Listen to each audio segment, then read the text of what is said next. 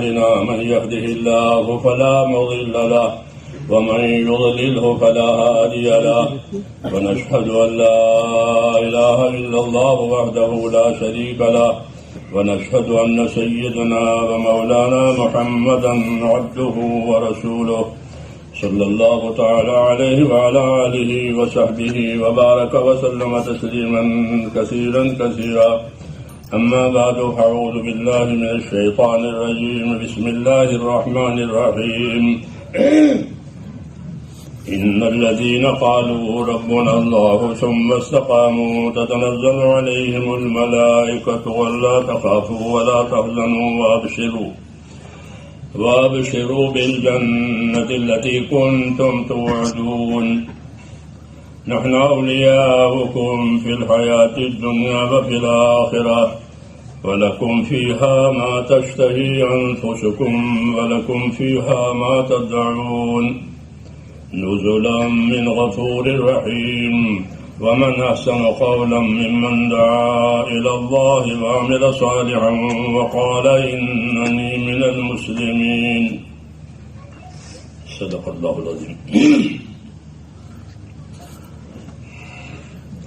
بزرگوں اور پیارے بھائیوں،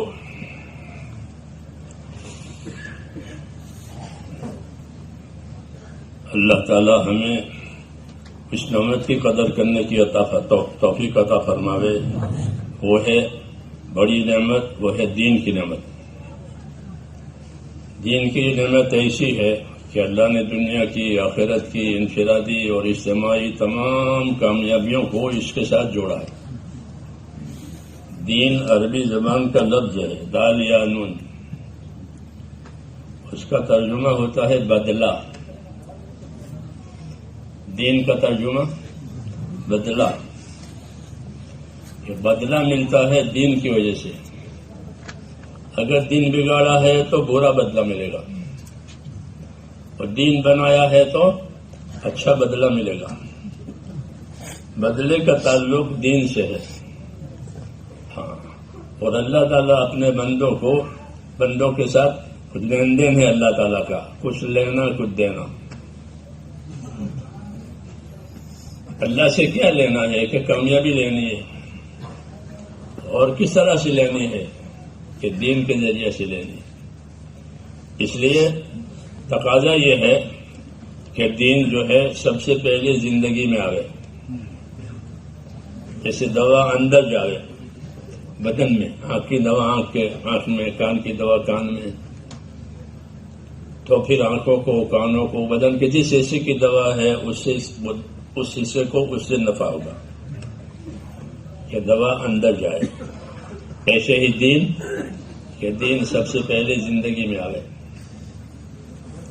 ہاں، یہ تقاضا ہے تاکہ دین کے بعد جو بدلہ ملنے والا ہے وہ ملے.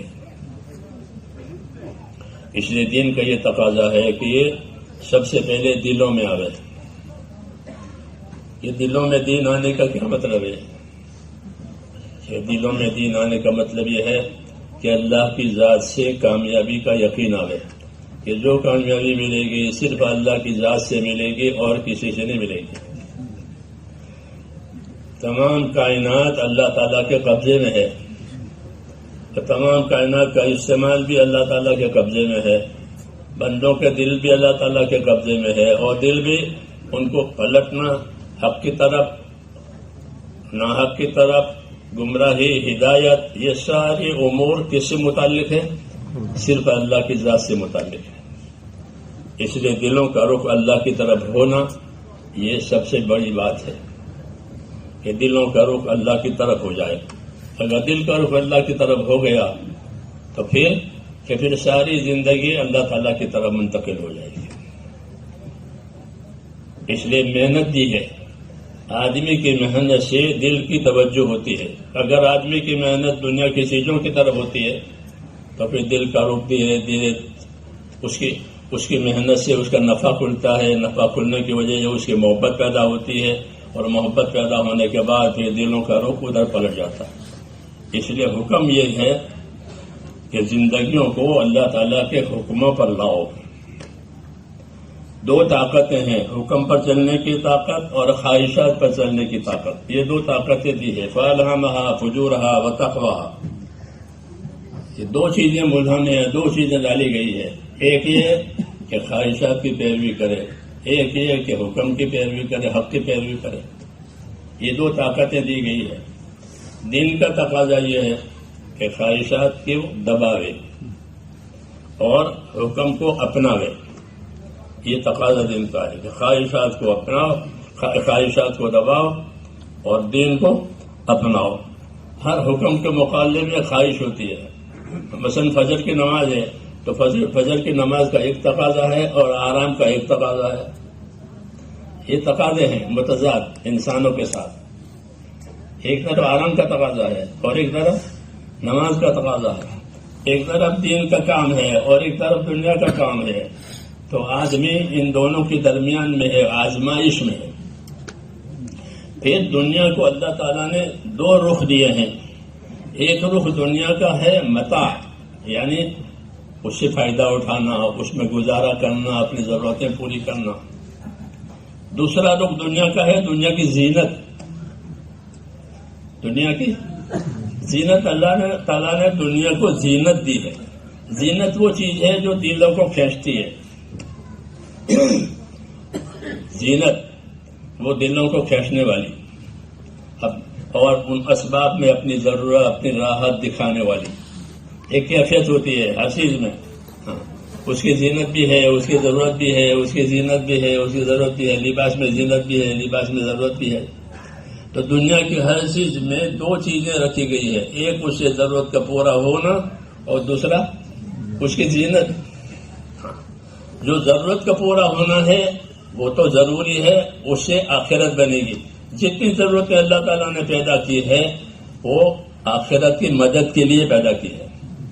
ضرورت بے فائدہ نہیں ہوئی ہے. ضرورت کے معنی ہے کہ اگر وہ نہ ہو تو نقصان ہو. ضرورت عربی لفظ ہے، ضرورت کہتے ہیں نقصان کو. تو ضرورت کو ضرورت اس لیے کہتے ہیں کہ اگر یہ ضرورت نہیں پوری ہوئی تو نقصان ہوگا. جیسے پیاس لگی ہے، پانی نہیں پئیں گے تو یہ مر جائے گا. جی ہاں، سردی گرمی یہ ضرورت ہے، یہ نہ پوری ہوئی تو آدمی ہلاک ہو جاتا ہے. تو کہا کہ ان ضرورتوں کو پوری کرو. جی ہاں، کہ ضرورت پوری کرو گے تو ضرورت کو اللہ تعالیٰ نے مقصد میں مددگار بنایا ہے. یہ اللہ کی حکمت ہے کہ جتنی ضرورتیں پیدا کی ہے وہ بے فائدہ نہیں ہے، بلکہ ضرورتیں اس لیے پیدا کی گئی ہے کہ اگر وہ ضرورت پوری ہو گئی تو مقصد میں مدد ملے گی. اس لیے ضرورتیں پیدا کی ہے. ضرورتیں سوئیں آگے کہ ضرورتیں آگے، پھر راحت ہے، پھر زینت ہے، پھر اس کی کوئی حد نہیں ہے کہ کتنی راحت، کتنی زینت، کہ اس کی کوئی حد نہیں ہے. کہ یہ سلسلہ جو ہے یہ آدمی کو غافل کرے گا، یہ مقصد سے اس کو ہٹائے گا. دنیا کی اللہ تعالیٰ نے دو حیثیت بیان کی ہے. ایک متاع ہے، ایک زینت ہے. متاع کیا معنی کہ اس کا فائدہ، اس کا نفع، اس کی ضرورت کا پورا ہونا، تو یہ تو ضروری ہے. اور ایک اس کی زینت. تو زینت کی کوئی حد نہیں ہے. اس کا شوق، اس کا خوشنما ہونا، کہ اس کے کوئی حد نہیں ہے. اور اللہ نے فرمایا کہ ہم نے دنیا کی زینت کو بندوں کے امتحان کے لیے پیدا کیا ہے. کہ کون زینت پر ہوتا ہے، کون اطاعت پر ہوتا ہے، کون زینت پر ہوتا ہے، کون اطاعت پر ہوتا ہے. یہ آزمائش ہے. انا جعلنا ما علی الارض زینۃ لها لنبلوہم ایہم احسن عملا. ہم نے دنیا کی تمام چیزوں میں زینت رکھ دی ہے. جی ہاں، ایک اس کی ضرورت ہے، ایک اس کی زینت ہے. مٹی کے پیالے میں پانی پیو تو بھی پیاس بجھ جائے گی، اور بہترین گلاس خرید کر کے پیو تو اسے بہت پیاس ہی بجھنا ہے. پھر بہترین گلاس میں پانی پینا کہ یہ اس کی زینت ہے، اور مٹی کے کٹورے سے پانی پیے تو کہ ضرورت ہے. اور فرق کوئی نہیں پڑتا، پیاس ہر حال میں بجھ جائے گی. جی ہاں، لیکن ایک چیز کہ اس کی زینت کہ وہ آدمی کو مشغول کرے گی اللہ سے بھی، ہاں، اور اپنے دین کے تقاضوں سے بھی. کیوں کہ وہ زینت میں گیا ہے. فرمایا کہ ہم نے دنیا کی زینت کو امتحان کے لیے بنایا ہے. اس لیے میرے دوستو یہ تقاضا ہوتا ہے کہ زینت میں اطاعت کی جائے، زینت پر نہ جایا جائے، بلکہ زینت کے بدلے میں اللہ کی اطاعت کو اختیار کیا جائے۔ پہلے زمانے میں جو انبیاء کرام آئے وہ عموماً اسباب والوں کی طرف آئے ہیں۔ کس کی طرف؟ اسباب والوں کی طرف آئے ہیں، کہ لوگ کسی سبب میں تھے۔ ظاہر بات ہے کہ سبب میں زینت بھی ہوتی ہے، سبب اپنے آدمی کو اپنی طرف کھینچتا ہے۔ تو وہ آئے ہیں اسباب والوں کی طرف، کیوں کہ وہ اپنے اسباب میں اپنی کامیابی، اپنی زینت دیکھ رہے تھے۔ نحن اکثر اموالا واولادا، نبیوں کے سامنے کہتے تھے ہمارے پاس بہت مال ہے، ہمارے پاس بہت اولاد ہے، ہاں ہمیں کسی چیز کی پرواہ نہیں ہے، یہ کہتے تھے۔ تو انہیں کی طرف بھیجے گئے تھے ان کو بتانے کے لیے کہ تمہارے پاس جو کچھ ہے وہ زینت ہے، وہ زینت ہے، اس سے زندگی کی کامیابی اور اس سے زندگی کا مقصد حاصل نہیں ہوگا۔ زندگی کا مقصد حاصل کرنے کے لیے دوسرا راستہ ہے، وہ ہے اللہ کے اطاعت کا راستہ۔ چنانچہ نبیوں کو زمین پر اللہ تعالیٰ نے اس لیے بھیجا کہ ان کے ذریعے سے اللہ تعالیٰ کی اطاعت قائم کرائی جائے۔ وما ارسلنا من رسول الا لیطاع باذن اللہ، کہ ہم نے جب کبھی رسول بھیجا ہے تو اس لیے بھیجا ہے کہ اس کے ذریعے سے لوگوں کی زندگیوں میں اللہ تعالیٰ کی اطاعت قائم کرائی جائے۔ یہ مسئلہ ہے کہ دنیا کے تمام اسباب کے مقابلے میں ایک چیز آئی ہے، وہ کیا آئی ہے؟ کہ اللہ کی اطاعت قائم کرائی جائے، اور اس یقین کے ساتھ کہ اگر اطاعت ہوئی تو کامیابی ہے، اطاعت نہیں ہوئی تو کامیابی نہیں۔ پھر کامیابی کا مفہوم سمجھنا ہے کہ کامیابی کا کیا مفہوم ہے۔ کامیابی کا یہ مفہوم نہیں ہے کہ ضرورت پوری ہو جائے، کامیابی کا یہ مفہوم نہیں ہے کہ راحت مل جائے، بلکہ ایسی راحت مل جائے کہ اس کے بعد کوئی ضرورت ہی باقی نہ رہے۔ تو اللہ نے کامیابی کا مفہوم الگ بتایا ہے، انسانوں نے کامیابی کا مفہوم اپنی راحت ضرورت کے سامان کو سمجھا ہے کہ ان کی ضرورت پوری ہو جائے، ان کی راحت مل جائے، کامیاب ہے۔ نہ لوگ سے لوگ نبی کے سامنے کہتے تھے اب کسی کیا کرو گے، کیا دو گے، ہمارے پاس تو مال بھی بہت ہے، ہمارے پاس تو اولاد بھی بہت ہے، کیا ہے، یہ ان کے سامنے کہتے تھے۔ اللہ تعالیٰ نے کامیابی کا مفہوم جو بتایا وہ دوسرا ہے۔ اللہ تعالیٰ نے کامیابی کا مفہوم یہ بتایا کہ فمن زحزح عن النار وادخل الجنة فقد فاز، کہ جو دوزخ سے بچایا گیا اور جنت میں داخل کیا گیا وہ ہوا کامیاب۔ یہ کامیابی کا مفہوم ہے کہ بس کامیابی یہی ہے، فمن زحزح عن النار وادخل الجنة فقد فاز، کہ جو دوزخ سے بچایا گیا اور جنت میں پہنچایا گیا وہ ہوا کامیاب۔ یہ کامیابی کا مفہوم اللہ تعالیٰ بتا کے پھر اس کے بعد کوئی حاجت نہیں رہی۔ رسول اللہ صلی اللہ علیہ وسلم نے ایک بات قسم کھا کے فرمائی، وہ یہ فرمائی کہ میں اس پروردگار کی قسم کھا کر کہتا ہوں جس کے قبضے میں میری جان ہے، کہ آدمی کے مرنے کے بعد دو ٹھکانوں میں سے کوئی ایک ٹھکانہ اس کا ہو جائے گا، جو اس آیت میں ہے کہ آدمی کے مرنے کو الذی نفس محمد بیدہ ما بعد الموت دار الا الجنۃ او النار، میں اس پروردگار کی قسم کھا کے کہتا ہوں جس کے قبضہ قدرت میں میری جان ہے کہ آدمی کا ٹھکانہ موت کے بعد دو میں سے ایک ہوگا، یا وہ جنت میں جاوے گا یا وہ جہنم میں جائے گا، یا جنت ٹھکانہ ہے یا جہنم ٹھکانہ ہے۔ یہ بات قسم کھا کے فرمائی، ہاں، تاکہ ہر کوئی اپنے بارے میں فکر کرے۔ دعوت بھی ہے کہ ول تنظر نفس ما قدمت لغد، ہر آدمی سوچا کرے کہ میں نے آنے والی کل کے لیے کیا کیا ہے، آنے والی کل یا اس کی موت ہے یا قیامت ہے۔ ایک کل ہے پھر اس کے بعد کل نہیں ہے، ہاں اس کے بعد پھر کوئی کل نہیں ہے، وہ کل سب ختم ہو جائے گی موت پر، یا قیامت پر پھر کوئی کل نہیں ہے، کہ وہ ایسی کل ہے کہ اس کے بعد کوئی کل نہیں ہے۔ تو سوچا کرے ہر آدمی کہ میں نے آنے والی کل کے لیے کیا تیاری کی ہے۔ یہ دعوت دی ہے سوچنے کی بات، کیوں کہ مسئلہ وہی ہے تو حضور نے فرمایا کہ اس کا ٹھکانہ یا جنت بن جائے گا یا جہنم بنے گا. تو اپنی جنت جہنم کے لیے آدمی سوچے، غور کرے، اور صرف غور کرنے پر اور فکر کرنے پر نہیں چھوڑا ہے، بلکہ راستہ بھی اللہ تبارک و تعالیٰ نے دیا ہے، اپنے حکموں کا راستہ، اپنے دین کا راستہ. اور دین بھی ہم کو وہ ملا ہے جو دین کامل ہے.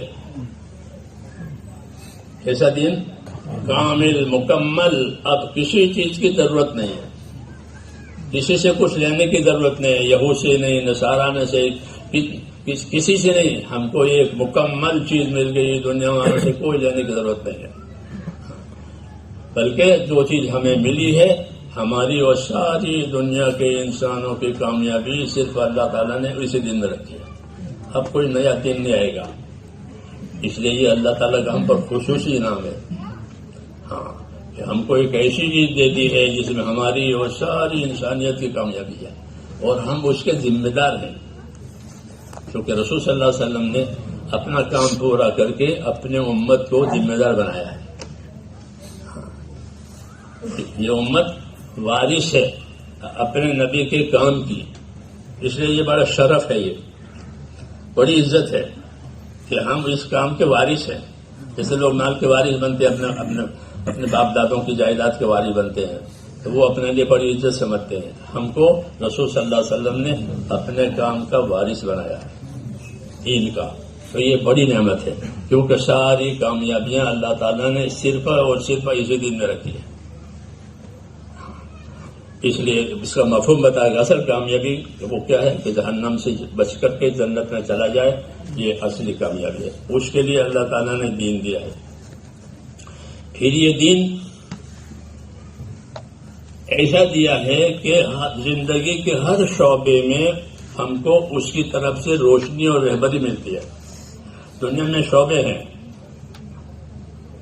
تجارت کا شعبہ، حکومت کا شعبہ، مختلف شعبے ہیں جس سے روزی ملتی ہے، معیشت اور روزگار چلتے ہیں. تمام شعبوں کا دین ہم کو دیا گیا ہے. کوئی شعبہ ایسا نہیں چھوڑا جس کا دین ہم کو ملا. مولانا محمد یوسف رحمۃ اللہ فرماتے تھے کہ اللہ تعالیٰ نے ہم کو جو دین دیا ہے تو ہر شعبے کے فضائل ہیں، ہر شعبے کے مسائل ہیں. ہر شعبے کے فضائل، ہر شعبے کے مسائل. مثلا عبادت کا شعبہ ہے تو عبادت کے فضائل ہیں، عبادت کے مسائل ہیں. پھر معاملات ہیں، لین دین کے مسائل ہیں، لین دین کے فضائل ہیں. ہاں، ایسے ہی حکومت اور اقتدار ہے کہ اس کا شعبہ ہے کہ اس کے فضائل ہیں، اس کے مسائل ہیں. مزدوری ہے، روزی روزگار ہے کہ اس کے فضائل ہیں، اس کے مسائل ہیں. یہ فضائل اور مسائل جب سیکھے جائیں گے میرے دوستو تو ہر شعبہ آدمی کو کامیابی کی طرف لے جائے گا. اس لیے ہم کو دنیا چھوڑنے کی دعوت نہیں دی ہے. جیسے پہلے زمانے کے لوگ اپنی دنیا چھوڑ دیتے تھے، کہ اب چھوڑنا نہیں ہے. حضور صلی اللہ علیہ وسلم کے پاس کچھ لوگ آئے جنہوں نے یہ فیصلہ کیا تھا کہ میں شادی نہیں کروں گا اور میں ہمیشہ روزہ رکھوں گا اور رات کو جاگا کروں گا کیونکہ آخرت کا مسئلہ بہت بھاری ہے.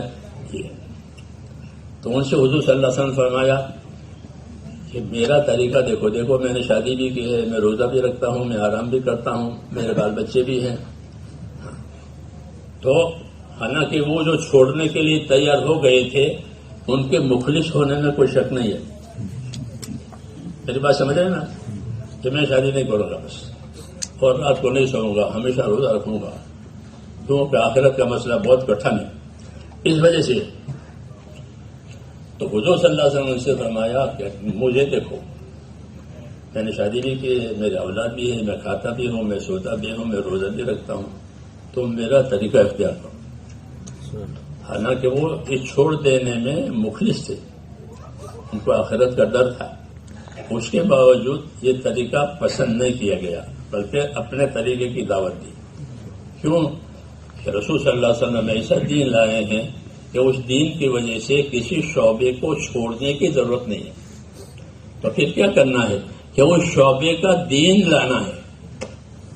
کہ جس شعبے میں رہو اس شعبے کا دین لے لو، اس کے فضائل سنو، اس کے مسائل دیکھو کہ اس شعبے کے کیا فضائل ہیں، اس شعبے کے کیا مسائل ہیں۔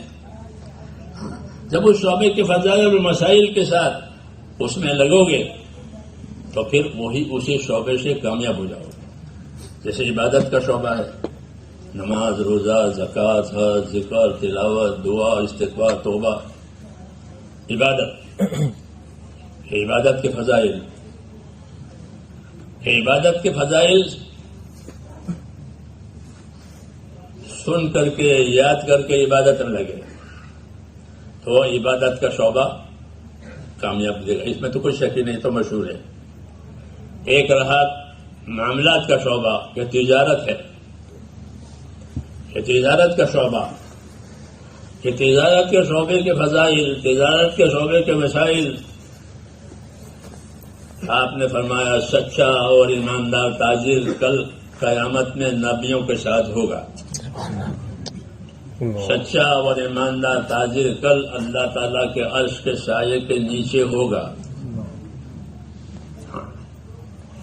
جو آدمی حلال کمائی تجارت وغیرہ کی اس لیے اختیار کا حدیثوں میں اس لیے اختیار کرے کہ اپنا حق ادا کرے، اپنا اہل و عیال کا حق ادا کرے، اور اگر بچ جاوے تو دائیں بائیں پڑوسی کو بھی دیکھے، کہ جو اس لیے کماتا ہو کہ میں اپنا حق ادا کروں، اپنے اہل و عیال کا حق ادا کروں، اور اگر اللہ زائد دے تو پھر جو میرے دائیں بائیں ہیں ان کا حق ادا کروں۔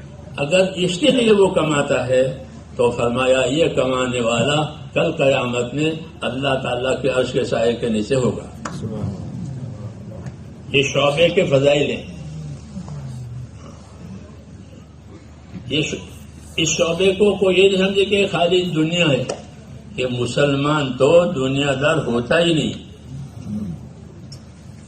مسلمان لوگ کہتے ہیں ہم تو دنیا دار ہیں، وہ بیچارے اپنے آپ کو پہچانتے نہیں ہیں۔ مسلمان دنیا دار نہیں ہوتا، اس کو تو آخرت کا یقین ہے کہ مرنے کے بعد آخرت ہے۔ کافر کو آخرت کا یقین نہیں ہوتا، وہ یہ کہتا ہے ان ہی الا حیاتنا الدنیا نموت ونحیا وما نحن بمبعوثین، کچھ نہیں، یہی زندگی ہے، جئیں گے مریں گے پھر ختم ہو جائیں گے۔ اس کا یہ یقین ہے۔ یہ باطل ہے، یہ بات باطل ہے، بلکہ جس اللہ تعالیٰ نے ماں کے پیٹ سے زندہ کیا ہے پھر دوبارہ قبر کے پیٹ سے بھی زندہ کرے گا۔ یہ حیات ہے، وہی اصلی حیات ہے جو بعد میں آئے گی، کیونکہ وہ حیات ختم نہیں ہوگی۔ اس حیات کو اللہ تعالیٰ نے ہمیشگی دی ہے، وہ حیات آنے والی ہے۔ کافر کا اس پر یقین نہیں ہے، اس لیے وہ اس کا انکار کرتا ہے، اس لیے اس کے لیے آخرت نہیں ہے۔ اس کے لیے آخرت کی کوئی کامیابی نہیں ہے سوائے آگ کے۔ بہت خطرناک بات ہے، سوائے آگ کے اس کے لیے کچھ نہیں۔ ذالک جزاء اعداء اللہ النار، یہ اللہ کے دشمنوں کا بدلہ ہے اور وہ آگ ہے۔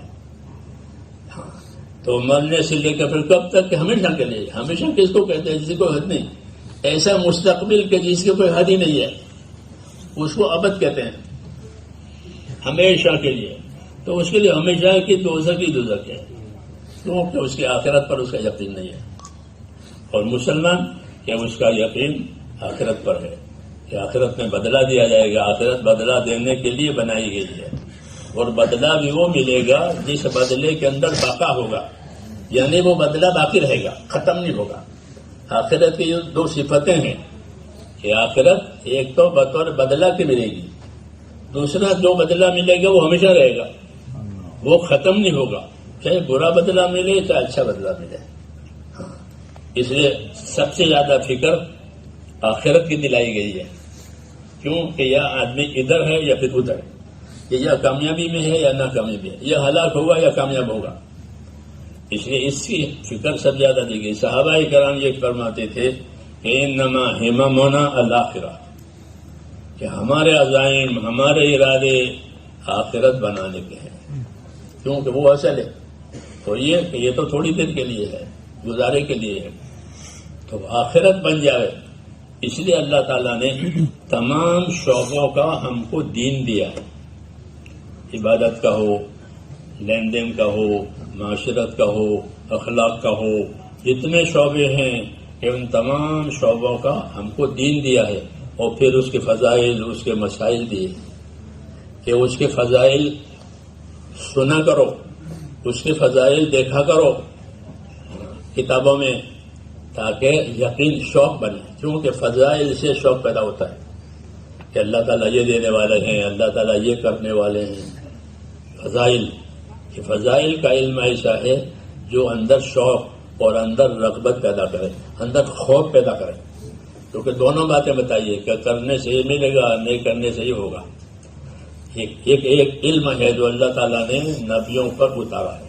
ہماری تبلیغ میں علم و ذکر ہے، تو علم و ذکر کا یہی مفہوم ہے کہ ہر شعبے کا علم لو کہ اس پر اللہ تعالیٰ آپ کو کیا دیں گے۔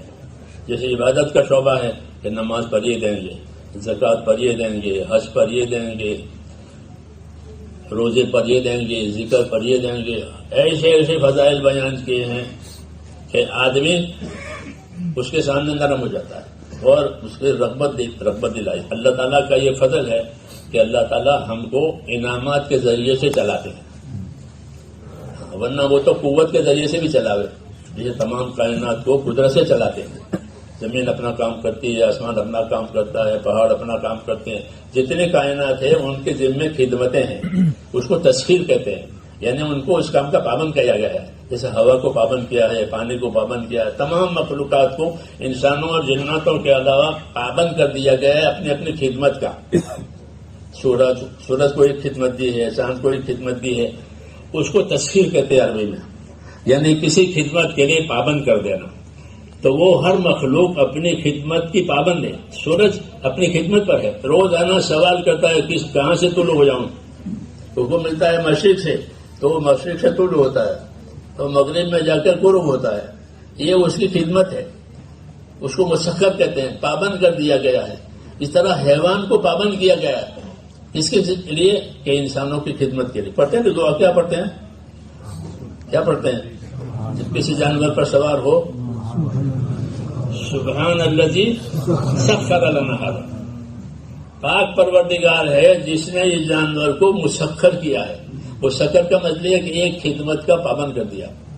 اب گھوڑے کو پابند کیا ہے کہ جو اس پر سوار ہو اس کو لے کر کے جاوے، تو گھوڑا کبھی ہڑتال نہیں کرتا ہے، ادھر وہ ہڑتال نہیں کرے گی، کوئی مخلوق ہڑتال نہیں کرے گی کہ اپنی خدمت سے انکار کرے، ایسا نہیں ہوگا۔ کیوں کہ ان کو مسخر کیا گیا ہے، یعنی اس خدمت کا پابند کیا گیا ہے۔ تسخیر انسانوں اور جناتوں کے علاوہ تمام کائنات پر تسخیر ہے، یعنی جس خدمت پر اس کو لگایا گیا ہے وہ اسی پر ہے۔ پہاڑوں کو ایک خدمت ہے کہ پہاڑوں کی ذمہ یہ خدمت ہے کہ زمین چونکہ پانی پر بچھائی گئی ہے وہ ہلتی ہے، جیسے کشتی ہلتی ہے، تو زمین انسانوں لے کر نہ ہلے، اس لیے ان پر پہاڑوں کی میخیں لگائی ہے۔ والجبال ارساہا، کہ پہاڑوں کو اوپر جمایا ہے، میخ لگا دی، کھوٹے لگائے تاکہ زمین ہے، تو پہاڑ اس خدمت پر ہے جب تک اللہ چاہیں گے۔ اس طرح ہر مخلوق اپنی اپنے خدمت پر ہے، اس کو تسخیری خدمت کہتے ہیں کہ اس خدمت کا اس کو پابند کر دیا گیا ہے۔ انسانوں کو بھی پابند کیا گیا ہے، لیکن ایسا پابند نہیں کیا گیا جیسے اس مخلوق کو پابند کیا گیا، بلکہ انسانوں کو سوچ سمجھ اور عقل بھی دی ہے، نفع اور نقصان بھی بتایا کہ تم اس کے پابند بنو گے تو یہ نفع ہے، اور اس کے پابند نہیں بنو گے تو پھر یہ نقصان ہے۔ اس کو فضائل کہتے ہیں کہ اپنی زندگی کی ذمہ داریوں کا کیا فائدہ ہے، اپنی زندگی کے ذمہ داریوں کے پورا کرنے کا نہ پورا کرنے کا کیا نقصان ہے دنیا میں اور آخرت میں، یہ سمجھایا۔ اس کو فضائل کہتے ہیں تاکہ ہر آدمی اپنی زندگی کا نفع نقصان سمجھ کر کام کرے۔ یہ فضائل ہے عمل کرنے پر، ایسے فضائل ہیں کوئی زندگی میں آدمی کو کوئی نقصان ہو گیا، تکلیف ہو گئی، تو اب دیکھا جائے گا کہ وہ ایمان والا ہے۔ اگر ایمان والا ہے تو اس کو کوئی تکلیف پہنچی ہے تو اس کی تکلیف کے بھی فضائل ہیں۔ کس کے فضائل ہیں؟ تکلیف پہنچی، بخار آیا، سر میں درد ہوا کہ بخار آیا، سر میں درد ہوا کہ اس کے گناہ معاف ہو جائیں گے۔ صحابہ نے پوچھا یا رسول اللہ یہ بیماریاں کیا چیز ہے؟ آپ نے فرمایا بیماریاں کہ بیماریاں تمہارے گناہوں کا کفارہ ہے، کہ تمہارے گناہوں کے مٹنے کا ذریعہ ہے، کہ بیماری کی وجہ سے تمہارے گناہ معاف ہو جاتے ہیں، اور بیمار کی دعا ایسی قبول ہوتی ہے جیسے فرشتے کی قبول ہوتی ہے۔ ہاں، بیمار کی دعا فرشتے کی دعا قبول ہوتی ہے۔ فرشتے ہمیشہ اللہ کی جگہ عبادت ہے، وہ گناہ نہیں کرتے، ان کی دعا قبول ہوتی ہے۔ یہ بیمار کی دعا کہ فرشتے کی دعا کی طرح قبول ہوتی ہے۔ بیمار پاس جاؤ تو اسے کو میرے دعا کرو۔ ہاں، بیماروں کے پاس جاتے ہیں لوگ، بیمار پرسی کرنا سنت پیغمبر صلی اللہ علیہ وسلم کی۔ جی ہاں، حضور صلی اللہ علیہ وسلم بیماروں کی بیمار پرسی کرتے، چاہے غیر مسلم ہو۔ ایک یہودی تھا، اس کا بیٹا عبد القدوس اس کا نام تھا، وہ مجلس میں آیا کرتا تھا، سمجھدار تھا، اب نہیں آتا۔ وہ عبد القدوس نہیں آ رہا، یا رسول کا بیمار ہے، تو آپ اس کے بعد تشریف لے گئے کہ بیمار پرسی کی، تو اس کی حالت نازک تھی۔ اس کو آپ نے دعوت دی کہ بیٹا دین قبول کر لو، دین قبول کر لو۔ ہاں، کیونکہ دعوت دینے والا اپنے ہر چیز کو اپنی دعوت بناوے، اپنی تجارت کو دعوت بناوے، اپنی ملاقات کو دعوت بناوے، سب چیز کو دعوت بناوے۔ تو اس کو دعوت دی، تو اس کا باپ اس کے سرانے بیٹھا بیٹھا توریت پڑھ رہا تھا۔ ہمارے یاسین پڑھتے ہیں نا مرنے والے کے پاس، تو بیٹھا بیٹھا توریت پڑھ رہا تھا۔ تو باپ کی طرف دیکھا، کہنے میں کیا جواب دوں، مجھے دعوت دے رہے ہیں۔ کیونکہ یہودی جانتے تھے کہ اللہ کا نبی سچا نبی ہے، ماننا نہیں تھا، بس جیسے عادت ہے کہ جانتے تو ہیں مگر مانتے نہیں ہیں، یہی محرومی ہے۔ تو باپ کی طرف دیکھا، باپ نے کہا ٹھیک ہے ابو القاسم کی بات مان لو۔ تو وہ ایمان لایا اور مر گیا۔ تو حضور نے اللہ تعالیٰ کا شکر ادا کیا کہ میری وجہ سے اس کو دوزخ سے نجات مل گئی۔ یہ بیمار پرسی میں، جی ہاں، یہ بیمار کی بیمار پرسی ایک سنت۔ تو بیمار کی دعا قبول ہوتی ہے، تو بیماری سے گناہ معاف ہو جاتے ہیں۔ تو صحابہ نے پوچھا امراض کیا چیز ہے یا رسول اللہ؟ فرمایا کفارات، یہ تو تمہارے گناہوں کو مٹانے والی چیز ہے، یہ ایمان کی برکت ہے۔ یہ ایمان کی وجہ سے جو بھی ناگواری آئی، جو تکلیف آئی، جو اس کی وجہ سے یا نیکی ملے گی یا گناہ معاف ہو جائے گی۔ یہ صرف ایمان کی برکت ہے، ایمان نہیں ہے تو پھر کچھ نہیں ہے۔ اللہ نے ایمان والوں کے ساتھ یہ معاملہ کیا ہے کہ جو بھی دشواری، جو بھی تکلیف، جو بھی پریشانی، یہاں تک حدیثوں میں ہے کہ کوئی چیز رکھی تھی اور بھول گیا کہاں رکھی ہے۔ ہوتا ہے نا، چابی رکھ دی کہیں، تو ہم لکھنؤ جا رہے تھے، ہماری ٹکٹ ساتھی کے بعد وہ ٹکٹ چشمے کے ڈبے میں رکھی، پھر بھول گیا۔ اب آیا وہ ٹکٹ والا، ٹکٹ دکھائیے، ٹکٹ مل نہیں رہا۔ وہ انتظار کر کے چلا گیا کہ آپ تلاش کریے نا، میں بعد میں آتا ہوں۔ اب بہت پریشان، بعد میں آنا وہ چشمے کے گھر میں رکھی ہے، وہ نکلی وہاں سے۔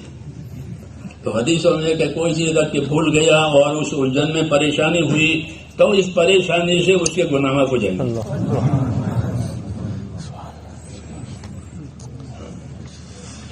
یہ کیوں کہ یہ ایمان کی برکت ہے۔ کہ ایمان کی وجہ سے جو بھی ناگواری آئے گی وہ ناگواری بھی نفع دے گی، اور جو بھلائی کرے گی اس کا نفع تو ہے ہی ہے، ایک کے بدلے میں 10۔ جی ہاں، یہ ایک کے بدلے میں 10 ملے گی. تو یہ ایمان کی برکت ہے کہ اللہ تعالیٰ نے ایمان عطا فرمایا. تو یہ ایمان کی چیز میرے دوستوں زندگی کے ہر شعبے میں لانے کی بات ہے. یہ میں نے کہہ رہا تھا کہ ہماری زندگی کے جتنے شعبے ہیں ان تمام شعبوں میں یہ روشنی ڈالی گئی ہے. اس لیے حضور صلی اللہ علیہ وسلم کو اللہ تعالیٰ نے داعی بنایا. کیا بنایا؟ داعی. بعثت داعیا ومبلغا وليس إلي من الہدایت شیء. فرمایا میں داعی بنایا گیا ہوں, میں مبلغ بنایا گیا ہوں, یعنی بات اللہ کی پہنچانے والا. رہی ہدایت تو ہدایت میرے ہاتھ میں نہیں ہے, ہدایت اللہ کے ہاتھ میں ہے. ہدایت کون دے گا؟ ہدایت اللہ دے گا. اور شیطان کو فرمایا شیطان بعث مزینا ولیس الیہ من الضلالۃ شیء. اور شیطان کو کہ شیطان کو اللہ نے مزین بنایا, یعنی وہ گناہوں کو اور ان چیزوں کو خوبصورت بنا کر انسانوں کے سامنے پیش کرتا ہے. تو یہ انسان پہ بہک جاتا ہے کہ شیطان کے ہاتھ میں صرف زینت دینا ہے, گمراہ کرنا شیطان کے ہاتھ میں نہیں ہے, اللہ کے ہاتھ میں ہے. ہاں, شیطان نہیں گمراہ کر سکتا. اگر گمراہی مقدر ہے اللہ کی طرف سے آئے گی, شیطان کوئی اختیار نہیں دے گا لوگوں کو گمراہ کر. ہاں, وہ دنیا کو, گناہوں کو, نافرمانیوں کو زینت دے گا کہ اس میں آدمی کو لذت آتی ہے, اس میں آدمی کی ہوس پوری ہوتی ہے. یہ تو زینت کے راستہ اس کو دکھایا گیا ہے, باقی وہ کسی کو گمراہ نہیں کر سکتا. اور نبی داعی بنایا ہے, مبلغ بنایا گیا ہے نفع نقصان دین کا بتانے کے لیے. اور ہدایت کس کے ہاتھ میں؟ اللہ کے ہاتھ. اس لیے اللہ جب چاہے جس کو چاہے ہدایت دے. سلمان فارسی کو ہدایت ملی, صحابی ہے, مجوسی کے بیٹے ہیں, آگ کے پجاری, اللہ کو ہدایت دینی ہے تو ان کو ہدایت ملی. اور باپ نے دیکھا کہ یہ دوسری طرف مائل ہے, دین کی طرف مائل ہے, تو ان کو بیڑیاں ڈالی تھی. وہ بیڑیاں نکال کر کے وہ نکل پڑے اور چلتے رہے 250 سال کی عمر پائی. حضور صلی اللہ علیہ وسلم تو پہنچ گئے. ہدایت اللہ کے ہاتھ میں ہے. 250 سال کی عمر پائی. اور اس زمانے کے جتنے دیندار تھے عیسائی, ان سب سے سبق لیتے رہے, ہدایت لیتے رہے اور پہنچتے. اور پھر جب اس کی موت کا وقت آتا کہ اب میں کہاں جاؤں, تو وہ بتاتا فلاں جگہ جاؤ. وہ ایک آدمی ہے اخلاص والا, باقی تو لوگ دکاندار ہیں. تو وہ جاتے تھے ان کے مشورے پر اور اس کا دین سیکھتے تھے. جب اس کے مرنے کا وقت آتا تھا تو وہ اگلے کو بتاتا تھا, یہاں تک کہ آخر والے نے بتایا کہ اب کوئی نہیں ہے, اب سب دکاندار ہیں. تو پھر کیا تم کہ اب نبی آخر زمان کا زمانہ قریب ہے, تم مدینہ پہنچ جاؤ. اللہ تعالیٰ کو مدینہ پہنچایا. جی ہاں. اور حضور صلی اللہ علیہ وسلم ملاقات ہوئی. قصہ ہے ان کا لمبا چوڑا, حضرت شیخ پورا واقعہ ان کا. اور حضور صلی اللہ علیہ وسلم ملاقات ہوئی, جو علامتیں بتائی تھی نبی کی, وہ علامتیں انہوں نے حضور صلی اللہ علیہ وسلم میں دیکھی اور ایمان لائے اور شرف حاصل ہوا. فرمایا سلمان منا اہل البیت, سلمان تو ہمارے گھر والوں میں سے ہیں. اتنے پر حاصل ہوگا. تو ہدایت اللہ کے ہاتھ میں کہاں سے نکالا, کہاں پہنچایا. اسے حضور نے فرمایا کہ مجھے اللہ نے داعی بنایا ہے, مبلغ بنایا ہے. اور ہدایت کس کے ہاتھ میں؟ ہدایت اللہ کے ہاتھ میں. تو کیا ہے مطلب کہ اللہ تعالیٰ سے ہدایت مانگے, دعوت بھی دے, اور جو حکم پہنچے ہیں اس کے اپنے آپ کو پابند بھی کرے, اور ہدایت اللہ سے مانگے. اللہ روزانہ مانگتے اهدنا الصراط المستقیم, یا اللہ سیدھے راستے کی ہدایت ہے. ایک ہی راستہ ہے ہدایت کا, سیدھا. ہاں, اس میں کوئی ٹیڑھاپن نہیں ہے, بس ہم نے اس پر لگا دیا. تو ہدایت میں جو اللہ کے ہاتھ میں ہے. اور ہدایت کا یہ شعبہ زندگی, ہدایت کا یہ کہ زندگی کے ہر شعبے کے لیے ہے. تو مولانا رحمۃ اللہ فرماتے تھے کہ ہمارے ہاں ہر شعبے کے فضائل ہیں, ہر شعبے کے مسائل ہیں, اور ہر شعبے میں دین آوے. یہ مطلوب بھی ہے, یہ ضروری بھی ہے کہ ہر شعبے میں دین آوے. اس لیے حضور صلی اللہ علیہ وسلم کو دعوت کا کام دیا گیا ہے, دعوت کا کام دیا گیا ہے. اور دعوت میں کیا بتایا جاتا ہے کہ اللہ سے ہونا بتایا جاتا ہے. اللہ کرنے والا ہے.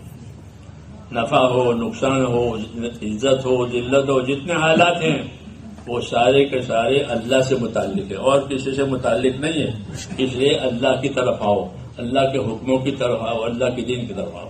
یہ دعوت ہر شعبے والے کے لیے ہے تاکہ وہ اس شعبے کی ہدایت لے کر کے اپنے شعبے میں جائے. پہلے الگ الگ شعبوں کے لیے نبی آتے تھے. حاکموں کے لیے نبی آئے, تاجروں کے لیے نبی آئے, کارخانے والوں کے لیے نبی آئے, اکثریت والوں کے نبی آئے, قومی قوت رکھنے والوں کے لیے نبی آئے, تاجروں کے لیے نبی آئے. ہر شعبے کے الگ الگ نبی ہیں. رسول صلی اللہ علیہ وسلم کو ایسا بھیجا اور آپ کو ایسی کتاب اور ہدایت دی کہ اس میں تمام لوگوں کے لیے ان کی ہدایت کا سامان ہے. اور اس کے لیے پھر آپ نے دعوت چلائی, ہماری طرف آؤ, ہمارے دین کی طرف آؤ. دعوت ایسی چیز ہے کہ گویا آسمان سے پانی برس گیا. جب آسمان سے پانی برستا ہے تو زمین اپنی صلاحیت ظاہر کرتی ہے. زعفران کی زمین زعفران اگائے گی, باغ کی زمین باغ دکھائے گی, اناج کی زمین اناج دکھائے گی. زمین اپنی اپنی صلاحیت کو پانی برسنے کے بعد ظاہر کرتی ہے. اگر پانی نہ برسے پھر زمین سے کچھ نہ رہے گا. ایسے ہی دین کی دعوت اور دین کی محنت ہے کہ جب دین کی دعوت چلے گی تو جو جو صلاحیتیں اللہ نے انسانوں کے اندر رکھی ہیں وہ صلاحیتیں کام کریں گی. جیسے حضور صلی اللہ علیہ وسلم نے اپنی بعثت کو پانی سے مثال دی ہے. مثل ما بعثنی اللہ من العلم والہدی کمثل غیث. جو علم و ہدایت دے کر پروردگار نے مجھے بھیجا ہے اس کی مثال ایسی ہے جیسے آسمان سے برسنے والا پانی ہو. آسمان سے برسنے والا پانی زعفران کی زمین پر برسے تو زعفران پیدا ہوگا, جو کی زمین پر برسے تو جو پیدا ہوگا, باغات کی زمین پر برسے تو باغات ہوں. زمین میں صلاحیتیں ہیں, اس کو اجاگر کرنے کے لیے پانی آتا ہے آسمان سے. ایسے ہی انسانوں میں صلاحیت ہے, بڑی بڑی صلاحیتیں ہیں, بڑے بڑے کام کرنے کی اندر قدرت ہے کہ جس سے اللہ تعالیٰ بھی راضی ہو جائے, مخلوق بھی راضی ہو جائے, اللہ کے حقوق بھی ادا کرے, مخلوق کے حقوق بھی ادا کرے, اپنے حقوق بھی ادا کرے. ایسی صلاحیتیں اللہ تعالیٰ نے انسانوں میں رکھی ہے اور بڑی صلاحیتیں رکھی ہے. حدیثوں میں ہے کہ الناس معادن کمعادن الذهب والفضة, کہ لوگ اپنی جگہ ایسے قیمتی ہیں جیسے سونے اور چاندی کی کانیں ہوتی ہے. زمین میں سونا نکلتا ہے, تانبا نکلتا ہے, وہ زمین قیمتی ہو جاتی ہے, وہ کی کرنسی قیمتی ہو جاتی ہے. ایسے ہی انسان کہ ایک ایک انسان میں اللہ تعالیٰ نے بڑی صلاحیت رکھی ہے. وہ آخرت بھی بنا سکتا ہے, دنیا بھی بنا سکتا ہے, فائدہ بھی پہنچا سکتا ہے, بڑی بڑی خدمت کر سکتا ہے اور بڑے بڑے نقصانات بھی پہنچا سکتا ہے. فَأَلْهَمَهَا فُجُورَهَا وَتَقْوَاهَا کے اندر الہام کی گئی ہے طاقتیں کہ فسق و فجور کی طاقت بھی ہے. کتنا ہی خون کرے. حجاج بن یوسف نے 1,24,000 خون کیے. 1,24,000 صحابہ و تابعین ذبح کیے. اتنی بڑی اتنی طاقت تو دونوں قسم کی طاقت رہتی ہے, ہلاکت کی بھی طاقت اور کامیابی کی بھی طاقت. اس سے دعوت آتی ہے میرے دوستوں, جو طاقت کامیاب کرنے والی ہے وہ ابھرتی ہے. جیسے زمین پر پانی برسا تو زمین کی طاقت اب کام کرے گی, نفع دلائے گی کہ اللہ تعالیٰ بنجر زمینوں پر پانی بھیجتا ہے. اولم يروا انا نسوق الماء الى الارض الجرز فنخرج به زرعا تاكل منه انعامهم وانفسهم فلا يبصرون. دیکھتے نہیں ہو ہم بنجر زمین پر پانی برساتے ہیں, پھر اس زمین میں سے وہ چیز نکلتی ہے جو ان کی زندگی کا گزارا اور ان کے جانوروں کا چارہ.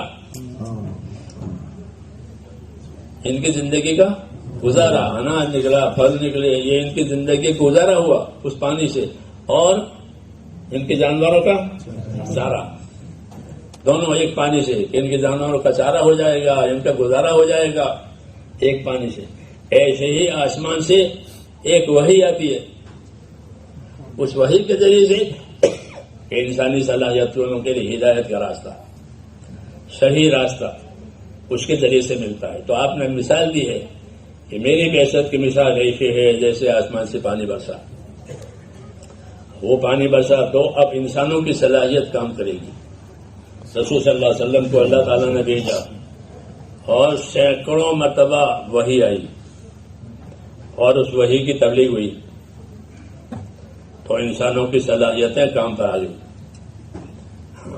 ورنہ وہ صلاحیتیں دوسرا کام کرتی، جی ہاں، اپنے آپ کو بھی ہلاک کرتی، دوسروں کو بھی ہلاک کرتی، مگر اب جو آئی وہی تو انسانوں کی صلاحیتیں کام پر لگ گئی۔ ایسے لوگ پیدا ہوئے کہ جنہوں نے دنیا میں خیر کو پھیلایا اور شر کو مٹایا۔ حضرت عمر رضی اللہ تعالیٰ عنہ یہ ایمان لانے کا قصہ مشہور ہے کہ وہ حضور صلی اللہ علیہ وسلم کو ختم کرنے کے لیے جا رہے ہیں، ہاں، اور اللہ کو منظور کیا ہے کہ ان کو ہدایت دینی ہے، تو ان کو ہدایت ہو گئی۔ اب وہ حمایت میں آ گئے، چھپ کر کے نماز پڑھتے تھے، جب وہ ایمان لائے تو انہوں نے کہا آپ کھل کے نماز پڑھیں گے، ہاں، اب کھل کر کے نماز پڑھیں گے، دیکھیں کون روکتا ہے۔ تو حمایت میں آ گئی وہ طاقت، جو طاقت برباد کرنے کے لیے جا رہی تھی وہ حمایت میں آئی۔ یہی فائدہ ہے کہ دین کی دعوت جب چلے گی تو جو صلاحیتیں بربادی کی طرف لے جا رہی تھی، جو طاقتیں، اب وہ پلٹ کر کے حق کی طرف آئے گی، وہ حق کے مددگار بن جائیں گے۔ جو صلاحیتیں اللہ تعالیٰ نے انسانوں کے نفوس میں رکھی ہے وہ اللہ کی امانتیں ہیں۔ کیا ہے؟ ہاں، صلاحیتیں ہیں ہر ایک میں۔ میں نے کہا نہیں، حضور نے فرمایا کہ لوگ ایسے قیمتی ہیں جیسے سونے اور چاندی کی کانیں ہوتی ہیں۔ تو سونا زمین میں ہے، جب تک اس کو نکالو نہیں تو کچھ بھی فائدہ نہیں، لوگ پیشاب کریں گے اس زمین پر، ہاں، اور اس کو کھود کر کے نکالو تو کتنوں کی زندگی کا گزارا ہو جاتا ہے اندر سے۔ ایسے انسانوں کی صلاحیتیں ہیں کہ انسانوں کی صلاحیتوں سے فائدہ اٹھانے کے لیے دعوت کے سوا دوسرا راستہ نہیں ہے، ایک ہی راستہ ہے کہ ان کو مائل کرو حق کی طرف۔ جی ہاں، ان کو حق کی طرف مائل کرو۔ کہ دعوت کا مطلب یہ ہوتا ہے کہ اپنی صلاحیتوں کو، دوسروں کی صلاحیتوں کو حق کی طرف مائل کرنا۔ کیا دکھا کر؟ دنیا دکھا کر کے نہیں۔ دنیا والے صلاحیتوں کو مائل کرتے ہیں اپنی دنیا دکھا کر کہ ہم آپ کو یہ دیں گے اور یہ دیں گے۔ فرعون نے موسیٰ علیہ السلام کے مقابلے میں جادوگر بلائے، جادو کا دور تھا، تو جادوگروں نے حاضری کے ساتھ پوچھا کہ ہم کو کیا ملے گا، ہم کو کیا ملے گا، ہم موسیٰ کے مقابلے میں آئے ہیں، ہم کو کیا ملے گا؟ انہوں نے کہا ملنے ملانے کی کیا بات ہے، تم میرے خاص آدمی ہو جاؤ گے، ملنا ملنا تو بعد میں رہے گا، تم میرے خاص الخاص، وانتم میرے مقربین، تم میرے خاص الخاص ہو جاؤ گے، اور کیا کرو گے؟ www.attableek.com The Revival of Iman۔ اب یہ موسیٰ کو ہرائیں گے اور یہ فرعون کے مقابلے بنیں گے۔ تو دنیا دکھا کر، حضرت فرماتے تھے دنیا دکھا کر دی جاتی ہے اور حق سمجھا کر دیا جاتا ہے۔ دنیا کیسے دکھائے آپ تاجر کے پاس جاؤ گے تو آپ کو نمونہ دکھائے گا، یہ چائے کا نمونہ، یہ اس کا سیمپل، دنیا دکھا کر اور دین سمجھا کر۔ دین کیسے دیں گے کہ سمجھا کر، دکھا نہیں سکتے، دکھا نہیں سکتے۔ جنت دکھا سکتے ہو؟ دوزخ دکھا سکتے ہو؟ نہیں دکھا سکتے۔ حالانکہ یا جنت ہے یا دوزخ ہے، لیکن دکھا نہیں سکتے۔ تو ضابطہ ہے یہ کہ دنیا دکھا کر اور آخرت سمجھا کر، دکھایا نہیں جاتا۔ جی ہاں، دنیا دکھائی جاتی ہے کہ تم کو یہ ملے گا اور تم کو یہ دیں گے اور یہ دیں گے۔ حاکم دنیا دکھاتا ہے، تاجر دنیا دکھاتا ہے، جی ہاں، ہر ایک اپنی دنیا دکھاتا ہے کہ آپ کو یہ دیں گے۔ نبی دکھاتا نہیں ہے بلکہ کیا سمجھاتا ہے کہ میں یہ کروں گا تو مجھے کیا ملے گا، تو وہ سمجھاتا ہے کہ آپ کو یہ ملے گا. یا رسول اللہ اس میدان میں اگر میری جان گئی تو مجھے کیا ملے گا، کہ مجھے جنت ملے گی. انسان نے پوچھا ہم آپ کی نصرت کریں گے جان سے مال سے، لیکن ہم کو ملے گا کیا؟ تو کیا فرمایا کہ تم کو جنت ملے گی. کوئی دوسری بات نہیں کہ تم کو عہدے ملیں گے، میں کہ نہیں، کہ تم کو جنت ملے گی. تو انصار سمجھدار تھے، انہوں کا یہ سودا منظور ہے کہ ہم کو جنت ملے گی، ہم نصرت کریں گے. تو یہ کہنا ہے کہ آخرت اور دین یہ دکھایا نہیں جا سکتا، یہ سمجھایا جا سکتا ہے. حضرت فرماتے تھے سمجھانے میں کمی نہ کرو، سمجھاؤ. سمجھانا ہمارا کام ہے، قبول کرنا ان کا کام ہے. سمجھانا ہمارا کام ہے. بھائی سمجھاؤ، مختلف طریقے سے سمجھاؤ، فضائل سے سمجھاؤ، خدمت سے سمجھاؤ، اچھے سلوک سے سمجھاؤ. مختلف سمجھانے کے مختلف طریقے ہیں. جیسے تجارت کرنے والے ہیں نا، اپنی تجارت کو شائع کرنے کے لیے مختلف طریقے اختیار کرتے ہیں. کبھی چائے پانی کو پوچھیں گے آپ کیا ٹھنڈا لیں گے، کیا لیں گے، اپنے خریداروں سے کہتے ہیں. ہاں، اور کبھی نمونہ اور سیمپل دیں گے کہ یہ ہماری کمپنی کی طرف سے ہے، یوں مفت نہیں، یوں لے لیجیے. یہ سب سمجھانے کے لیے، اپنا خریدار بنانے کے لیے ہے. اللہ تعالیٰ کا بھی یہی نظام ہے کہ اللہ تعالیٰ ہم کو ہماری کارگزاری پر اور ہماری دینی خدمت پر کچھ دینا چاہتے ہیں. اور یہ دینا ہر شعبے والے کے لیے ہے. کسی سے یہ حکم نہیں ہے کہ وہ شعبہ چھوڑ دیں. کہ حاکم سے یہ نہیں کہا کہ تم حکومت چھوڑ دو. موسیٰ علیہ السلام حاکموں کے پاس بھیجے گئے تھے. یہ نہیں کہا کہ تو حکومت چھوڑ دیں. یہ کہا تھا اسے، یہ کہا میں اللہ کا نبی ہوں اور اللہ وہ ہے جس نے آسمان زمین بنایا، تم اس اللہ کے ماننے والے بن جاؤ. ہمیں تمہاری حکومت نہیں چاہیے. حضرت جی فرماتے تھے ہم حکومت کرنا نہیں چاہتے، لیکن جی چاہتا ہے حکومت والے ہم سے پوچھے تاکہ ہم ان کو حکومت کا طریقہ بتائیں. کیونکہ طریقے ہمارے پاس ہے، حکومت ان کے پاس ہے. حکومتیں ان کے پاس ہے، تجارتیں ان کے پاس ہے، شعبے ان کے پاس ہے، طریقے ہمارے پاس ہے. نبی طریقوں کا ذمہ دار ہوتا ہے.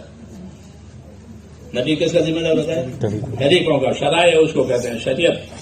کہ نبی طریقوں کا ذمہ دار ہوتا ہے. اللہ تعالیٰ ان کو طریقوں کا علم دیتے ہیں کہ اس شعبے والے کے لیے یہ طریقہ ہے، اس شعبے والے کے یہ طریقہ ہے، مریض کے لیے یہ طریقہ ہے، تندرستی کے لیے یہ طریقہ ہے. نماز کا طریقہ، نماز بیمار کی یہ نماز ہے، تندرست کی یہ نماز ہے، مسافر کی یہ نماز ہے، مقیم کی یہ نماز ہے.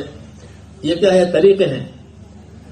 کہ نبی طریقوں کا ذمہ دار ہوتا ہے، ان کے پاس طریقوں کا علم ہوتا ہے. حکم تو خدا کی طرف سے آئے گا، طریقہ نبی دے گا. حکم کیسے آئے گا؟ اللہ سے. نماز کا حکم اوپر سے آیا، اور طریقہ کہاں سے ملا؟ حضور صلی اللہ علیہ وسلم سے ملا. صلو کما رأیتمونی اصلی، ایسی نماز پڑھنا جیسے مجھ کو نماز پڑھتے ہوئے دیکھا ہے. تو طریقے یہاں سے ملے اور حکم اوپر سے آیا اللہ کی طرف سے. تو حکم اللہ تعالیٰ کے ہوتے ہیں اور طریقے نبی کے ہوتے ہیں. نبی ہماری طرح انسان ہوتا ہے، جو ضرورتیں ہمارے ساتھ ہیں وہ ان کے ساتھ ہے.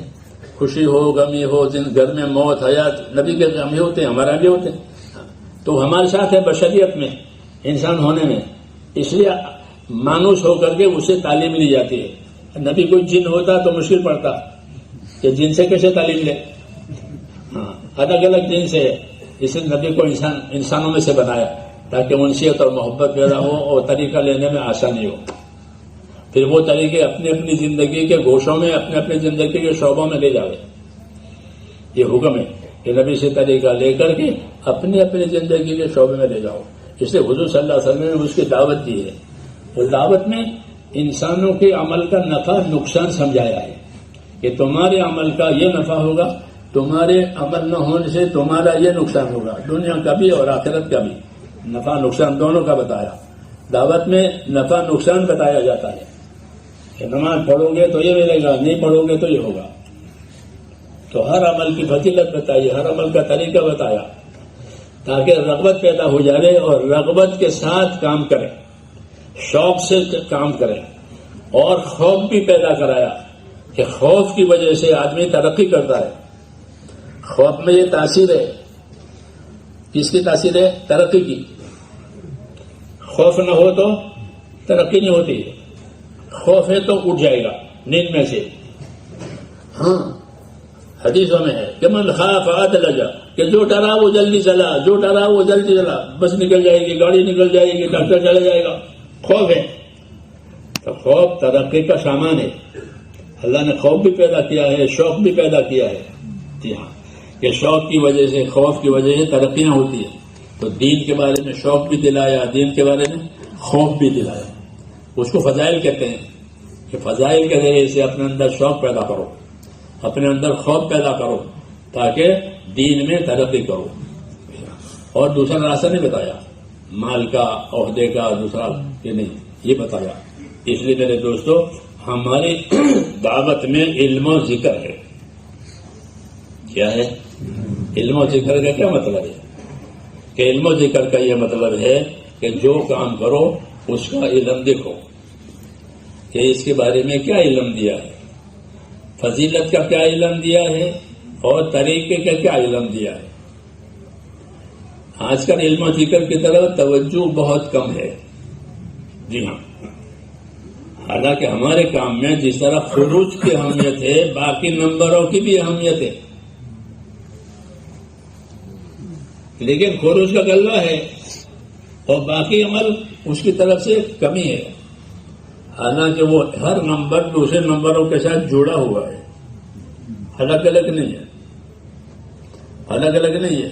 کہ کلمہ نماز کے ساتھ جڑا ہوا ہے، کلمہ علم کے ساتھ جڑا ہوا ہے، کلمہ اخلاق اور حقوق کی ادائیگی کے ساتھ جڑا ہوا ہے، کلمہ اخلاص کے ساتھ جڑا ہوا ہے، کلمہ قربانی کے ساتھ جڑا ہوا ہے. ہر نمبر دوسرے نمبر سے جڑے ہوئے ہیں. وہی مطلوب ہے. تو میں کہتا کہ علم و ذکر، علم و ذکر کا جو نمبر ہے اس کے دو فائدے ہیں. ایک تو ہے کہ جو کام کرو اس پر کیا ملے گا اور اس کے کرنے کا کیا طریقہ ہے. سیدھا کیا کہ سیدھے میں کیا ملے گا. سیدھا ایک حکم ہے اللہ تعالیٰ کا، سیدھا کرو. کہ سیدھا کہ بندہ سب سے زیادہ قریب سیدھے کی حالت میں ہوتا ہے اللہ سے، اور سب سے زیادہ بہتر حالت اللہ تعالیٰ کو بندے کی یہ پسند ہے کہ اس کا سر زمین پر اللہ کے سامنے ہو. یہ تو سیدھے کی فضیلت ہے. سیدھے کا طریقہ کیا ہے؟ فضائل مسائل، مسائل طریقہ کو کہتے ہیں. کہ سیدھے کا طریقہ کیا ہے؟ حضور صلی اللہ علیہ وسلم فرماتے ہیں کہ مجھ کو حکم ملا ہے کہ میں سیدھا کروں. کتنے اعضاء پر؟ کہ 7 اعضاء پر سیدھا کروں. یہ سیدھا کرنے کا طریقہ، مسائل. کہ سیدھا کب صحیح ہوگا؟ یہ مثال ہے کہ مجھے حکم ہے کہ 7 اعضاء پر میں سجدہ کروں تو سیدھا صحیح ہوگا. یہ سیدھا کے مسائل، وہ سیدھا کے فضائل. کہ سب زیادہ قریب بندے سے اللہ تعالیٰ رحمتوں سے کب قریب ہوا؟ سیدھے کے عالم میں. لیکن سیدھا کرنے کا طریقہ کیا ہے؟ تو طریقہ یہ بتایا کہ مجھے حکم ملا ہے کہ میں 7 اعضاء پر سجدہ کروں. 7 اعضاء کون کون سے ہیں؟ کہ 2 قدم زمین پہ لگیں گے سیدھے کی حالت میں، لنگڑیاں. 2 گھٹنے، 2 ہاتھ، کتنے ہو گئے؟ کتنے ہو گئے؟ 6. اور چہرہ، یہ ہو گئے 7. یہ سیدھا کرنے کا مسئلہ بتایا کہ سیدھا صحیح ہوگا جب 7 اعضاء پر ہو. اور سیدھے کے پہلے فضیلت بتائی. یہ دین ہوا. کیا ہوا؟ دین ہوا. پھر تجارت، یہ تجارت کی فضیلت بتائی. کیا بتائی؟ کہ تجارت فضیلت بتائی. پھر تجارت کا طریقہ بتایا کہ سچ بولو، پورا تولو، وعدہ پورا کرو، خیانت نہ کرو، مال کا عیب نہ چھپاؤ. یہ مسائل کس کے؟ کہ تجارت کے. اور تجارت کے فضائل. تو ہر شعبے کے فضائل، ہر شعبے کے مسائل یہ علم ذکر. ہاں علم ذکر صرف گننے کے لیے نہیں ہے کہ بھائی تیسرا نمبر کیا، تو گننے کے لیے نہیں، گننا تو ہے ہی، بلکہ اس کو زندگی میں لانے کے لیے. تو علم دو طریقے سے لایا جائے گا، اس کام کی فضیلت، اس کام کا طریقہ. اس کام کی فضیلت اور اس کام کا طریقہ، یہ اس کی فضیلت ہے، یہ اس کا طریقہ ہے، یہ اس کا علم. یہ ہر چیز میں چلے گا. جتنے شعبے ہیں کہ ہر مزدوری کرتا ہے، مزدوری کا ایک شعبہ ہے دنیا میں، مزدوری کا ایک شعبہ ہے کہ مزدوری کے کیا فضائل ہے. تو بیچارہ اپنے دو ہاتھوں کے درمیان میں پیٹ پالتا ہے، ایسے نہیں ہے اس کے پاس، مزدوری کرتا ہے، ایک شعبہ ہے مزدوری کا. تو مزدوری کی فضیلت بتائی.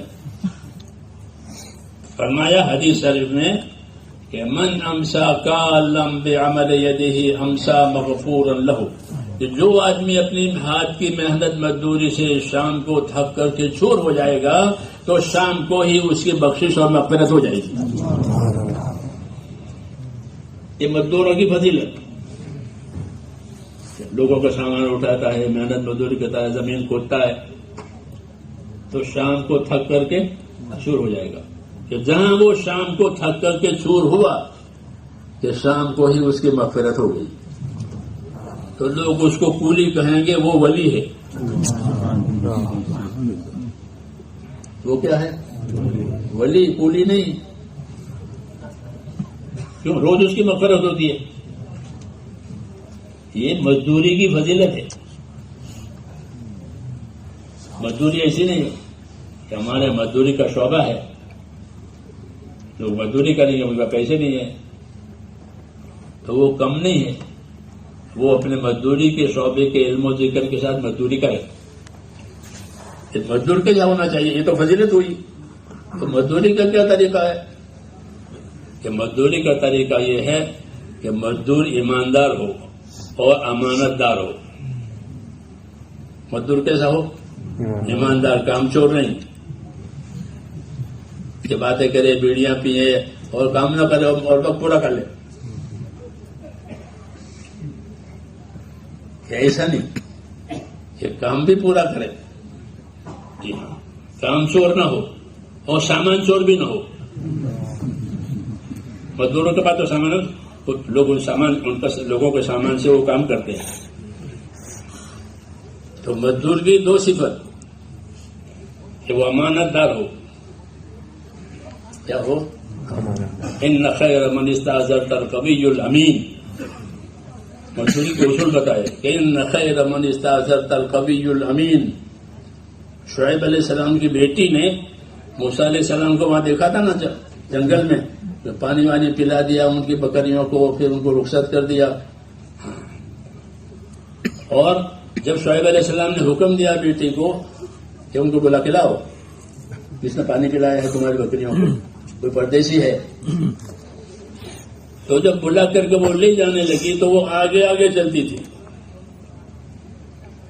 موسیٰ علیہ السلام پیچھے ہیں، اس کا دامن اڑتا تھا، اس کی پنڈلی کھلتی تھی.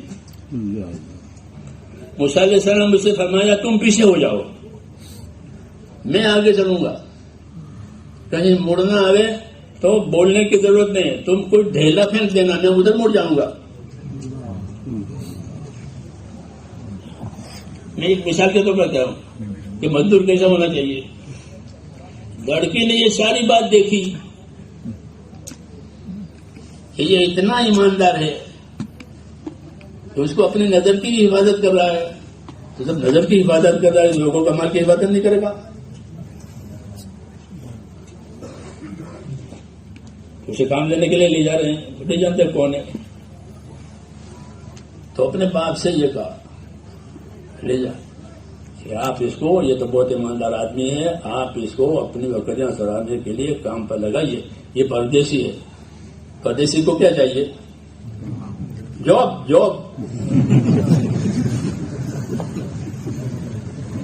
سب جاب والے ہیں.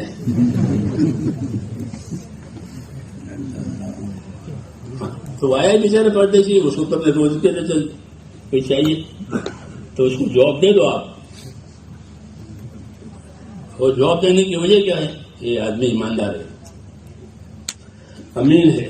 ان خیر من استاجرت القوی الامین. یہ اور اس لڑکی نے مزدوری کے اصول بتائے کہ مزدور کیسا ہونا چاہیے. مزدوروں کے لیے مزدوری کے اصول ہمارے دین میں وہ اس آیت میں ہے کہ ان خیر من استاجرت القوی الامین. ابا جان آپ کوئی مزدور رکھیں تو ایسا مزدور رکھیں جس کے اندر قوت ہے وہ کام کرنے کی. تو اس نے قوت بھی دیکھی تھی کہ سب کو ہٹا کر کے پانی پلا دیا بکریوں کو آنن. تو قوت بھی دیکھ لی اس کی کہ ماشاءاللہ جوان آدمی ہے، قوت ہے. اور امانت دار تو اتنا ہے کہ اپنی نظر کو بھی ناپاک نہیں کرنا چاہتا، اتنا امانت دار ہے. تو لڑکی نے مزدوری کے اصولی بات یہ کی اپنے ابا سے کہ وہ بہتر مزدور وہ مزدور ہے جو کیسا ہو، قوت والا بھی ہو کہ کام پورا کرے، اور امانت دار بھی ہو کہ کام چور نہ ہو، سامان چور نہ ہو. یہ مزدوری کے اصول کہ ہمارا مزدور کیسا ہوگا، کہ ہمارا مزدور اپنی مزدوری کے کام میں پوری قوت خرچ کرے اور امانت دار رہے سامان میں. تو یہ مزدوری کے اصول، تو ہر چیز کے اصول بتائے گئے کیسے کہ ہماری اب جب مزدور مزدوری اس طریقے سے کرے گا تو اس کو اپنی مزدوری کی فضیلت ملے گی. علم و ذکر کا یہ مطلب کہ اس کے اصول یہ ہیں، اس کی فضیلت یہ ہیں. تو مزدوری کے اصول تو یہ ہے کہ اپنی قوت بھی لگاؤ، ایمانداری سے کام کرو. اور فضیلت کیا ہے؟ تو میں نے جیسے کہ حضور نے فرمایا کہ جو آدمی اپنی محنت کی مزدوری سے شام کو تھک کر چور ہو جائے گا، اللہ شام کو ہی اس کی مغفرت کرے گا. تو ہمارے یہاں مزدوری کی فضیلت ہے، ہاں کہ اس کو یہ فضیلت ملے گی. تو علم و ذکر کا میرے جو سوئی مطلب ہے کہ زندگی کے ہر شعبے کو علم و ذکر کے ساتھ کرنا، یعنی اس کے کیا طریقے ہیں، اس کی کیا فضیلتیں ہیں، تو پھر ہمارا ہر شعبہ کامیابی تک لے جائے گا. پھر کوئی ناکامی نہیں ہے. تجارت تاجروں کے لیے بھی کامیابی، حاکموں کے لیے بھی کامیابی، مزدوروں کے لیے بھی کامیابی، کاشتکاروں کے لیے، زمینداروں کے لیے کامیابی. کیوں کہ ہر شعبے کے فضائل ہیں. زمیندار زمینداری کرے. ابن عباس فرماتے تھے کہ کھڑی کھیتی تسبیح پڑتی ہے، کھڑی کھیتی تسبیح پڑتی ہے، اور اس کی تسبیح کا ثواب کھیتی والے کو ملتا ہے. کس کو ملتا ہے؟ کھیتی کھڑی ہے، گنا کھڑے ہیں، وہ تسبیح پڑتی ہے، گنا والا نہیں پڑتا.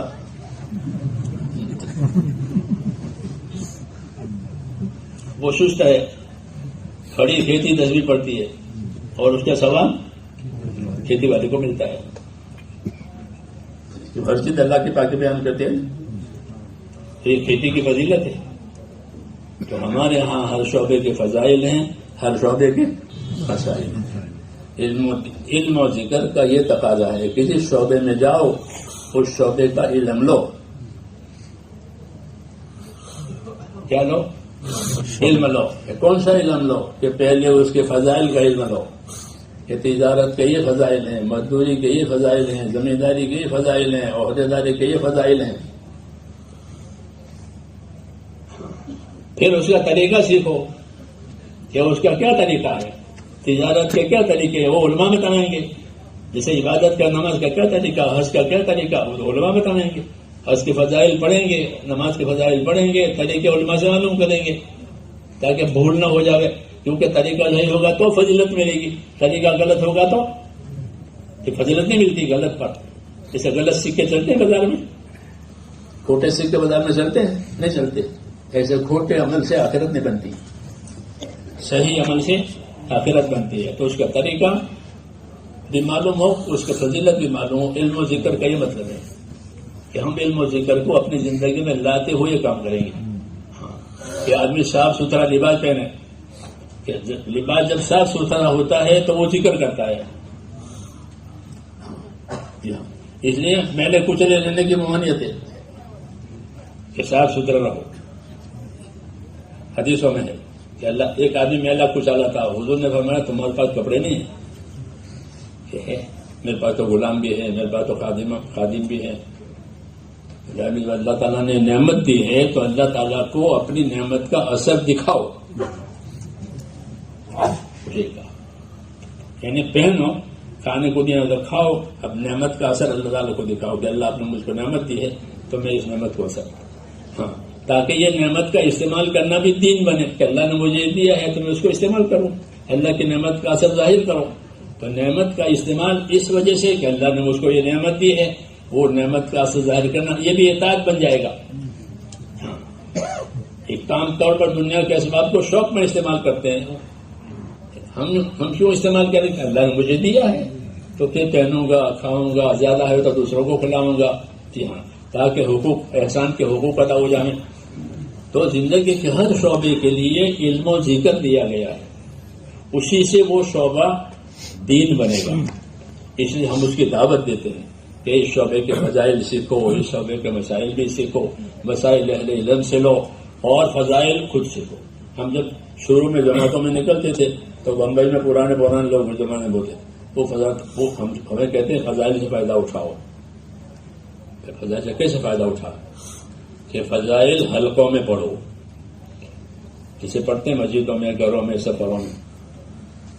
اور فضائل تنہا بھی پڑھو، کتابوں میں دیکھ کر کے، اکیلے انفرادی طور پر اس کا مطالعہ کرو، اس کو پڑھو.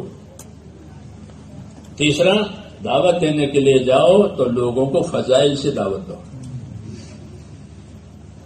فضائل کے علم کے طریقہ بتاتے تھے وہ کہ اس کو خود پڑھو، حلقوں میں مل جل کر کے، اکیلے بھی اس کا مطالعہ کرو. اور جب دعوت دینے کے لیے جاؤ تو کیا کسی سے دعوت دو گے؟ کہ فضائل سے دعوت دو.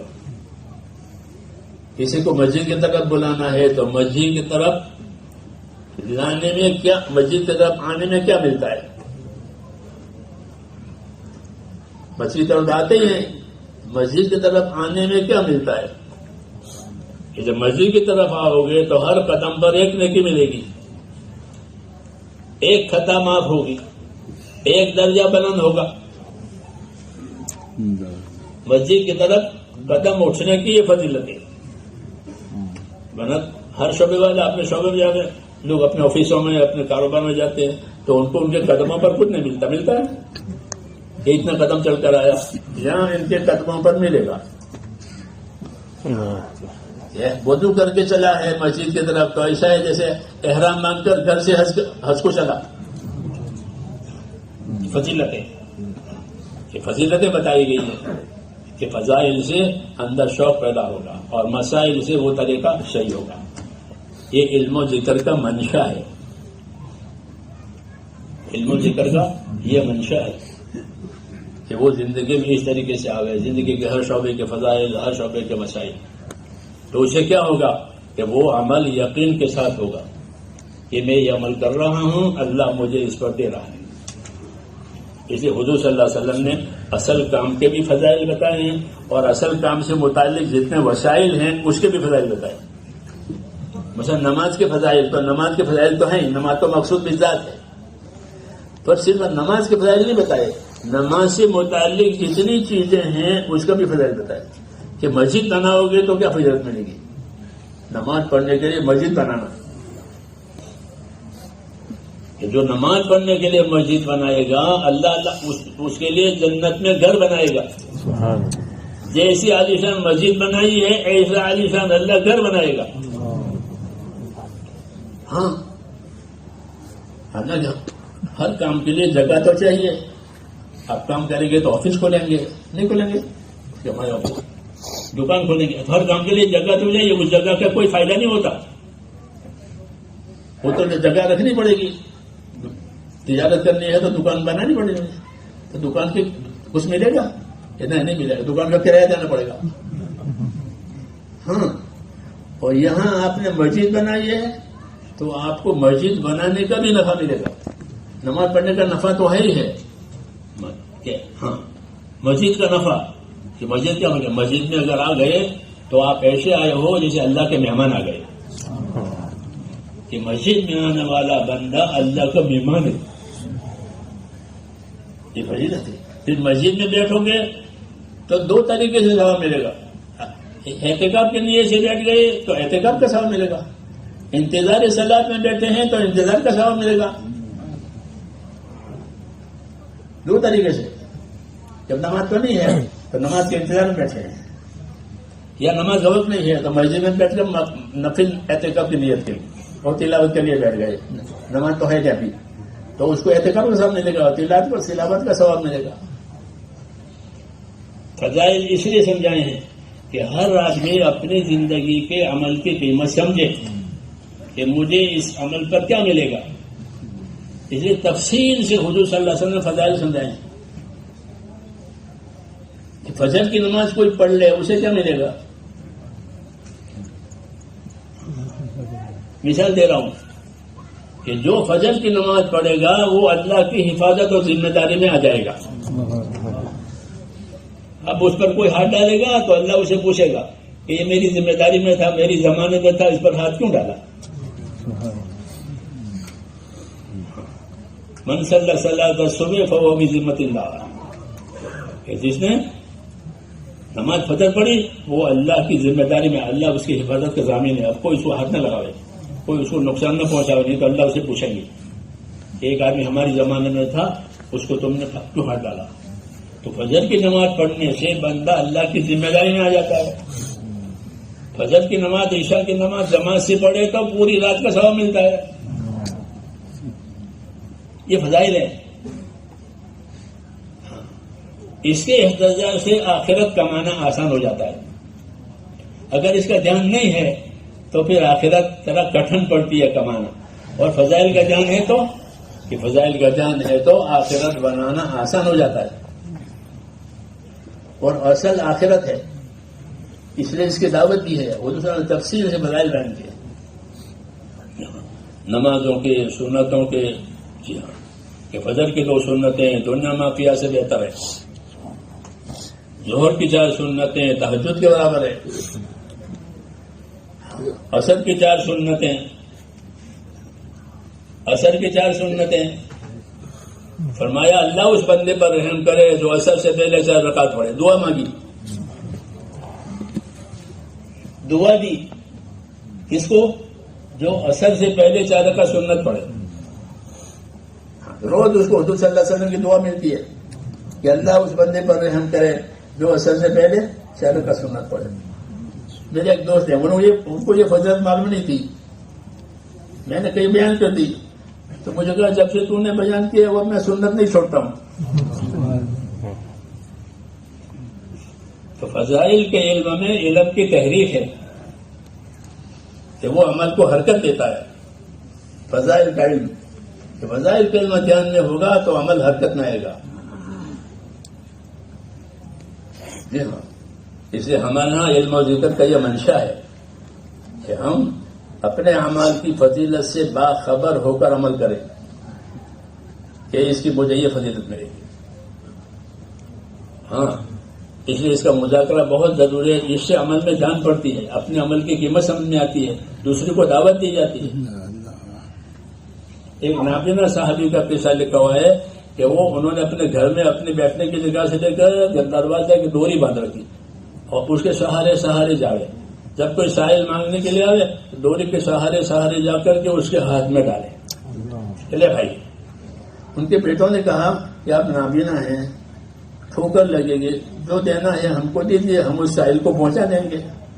کہ بیٹے یہ بات نہیں ہے, تم بے شک دیا ہوگے, مگر ہم جو دینے جاتے ہیں اس ساحل کے ہاتھ میں اس کی وجہ دوسری ہے. وہ کیا وجہ ہے؟ یہ وجہ یہ ہے کہ غریب کو, محتاج کو اپنے ہاتھ سے صدقہ دینا یہ آدمی کو بری موت سے بچاتا ہے. یہ فضیلت کا اثر ہے کہ نابینا بھی ہے لیکن اپنا عمل نہیں چھوڑتا. تو فضائل میں ایک پاور ہے, ایک طاقت ہے ایمان والے کے لیے.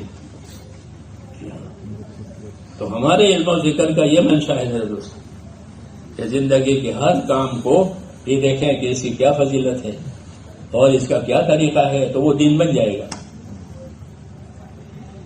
یہ دین بن جائے گا. اور دعوت کہ دعوت تو دین بنانے کے لیے ہے. جیسے تجارت مال کمانے کے لیے ہوتی نہیں, تجارت کس کے لیے ہوتی ہے؟ مال کمانے کے لیے. تاجر اسے کو کہتے ہیں جو نفع کماوے, جو نفع نہ کماوے وہ کیسا تاجر؟ تو دنیا میں کوئی تاجر ایسا نہیں ہوتا جو نفع نہ کماوے.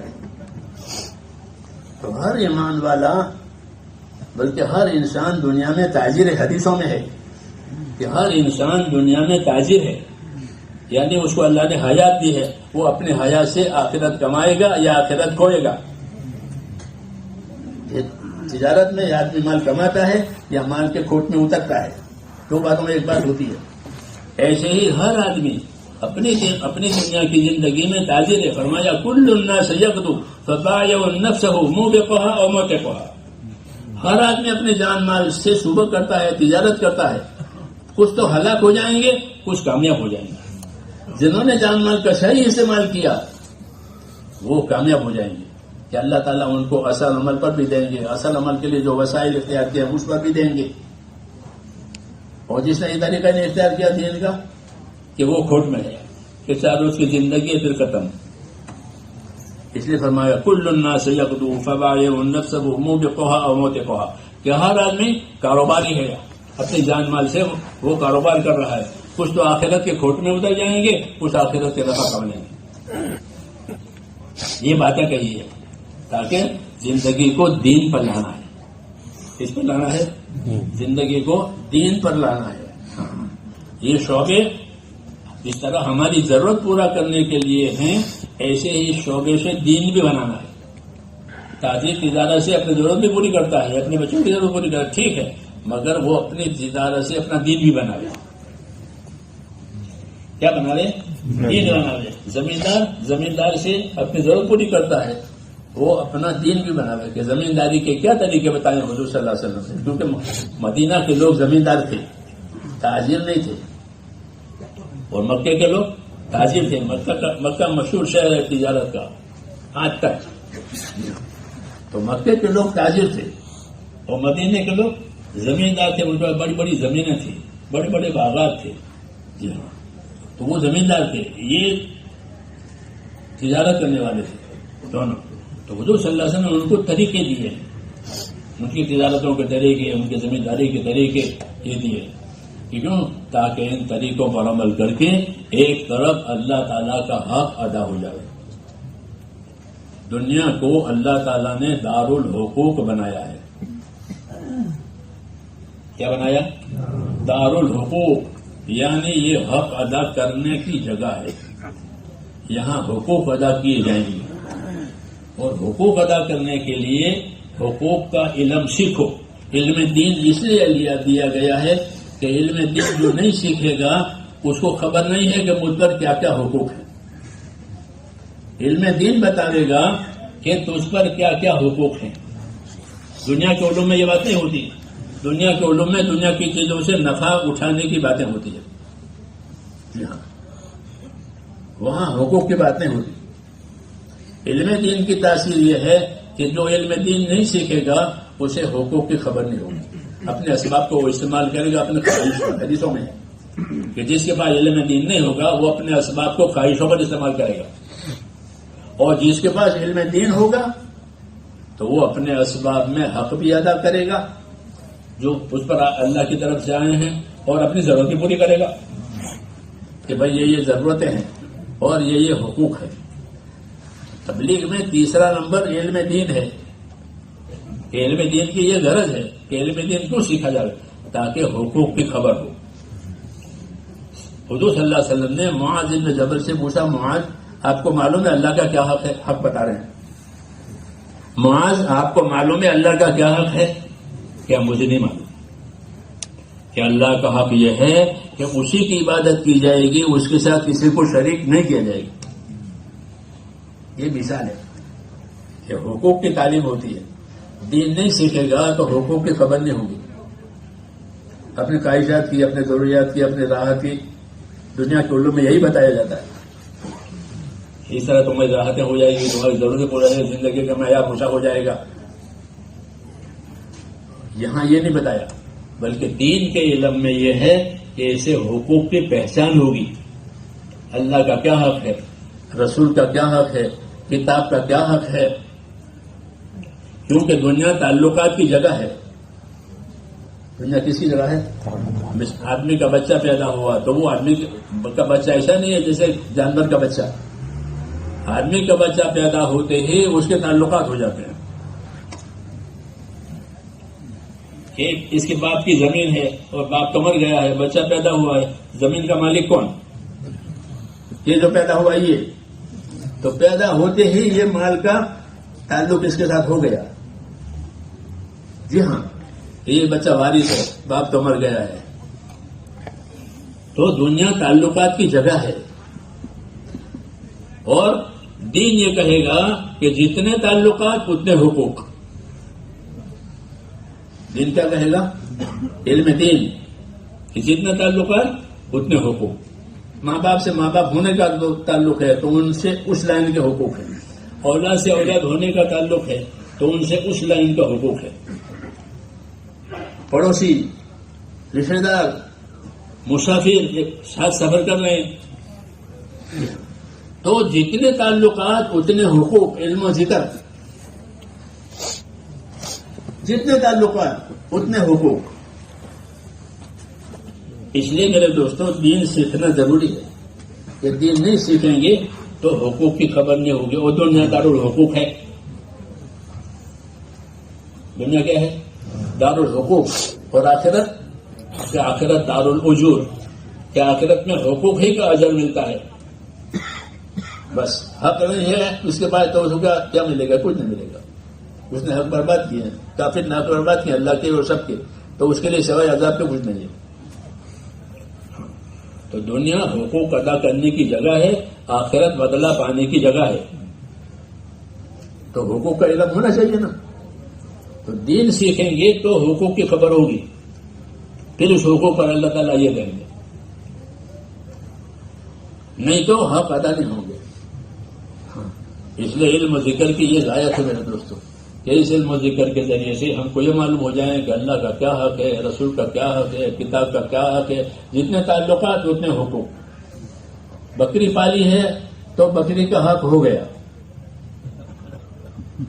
کیوں کہ اس کا اپنے تعلق ہے. وہ تو صلی اللہ علیہ وسلم جانوروں کے بارے میں صحابہ کو اہمیت دلا دیتے کہ یہ جانور گونگے ہیں، یہ اپنے حاجت تکلیف میں بیان کر سکتے.